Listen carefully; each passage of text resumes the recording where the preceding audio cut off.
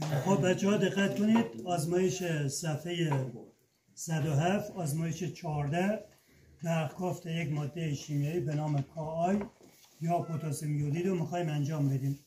برای این منظور یک منبع تغذیه داریم که دو تا پیش ازش میاد، دو تا الکترود داریم. الکترودها وارد یک لوله یو شکل شدن که الکترودمون از گرافیت هست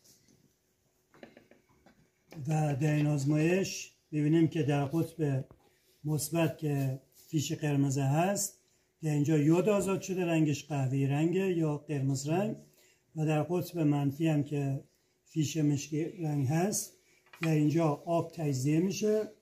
مولکولای آب میان از الکترود گرافیت الکترون میگیرن و تبدیل میشن به OH منفی و گاز هیدروژن از این کنار الکترود داره میاد بالا خارج میشه و محلول خاصیت بازی پیدا میکنه به دلیل تولید OH منفی.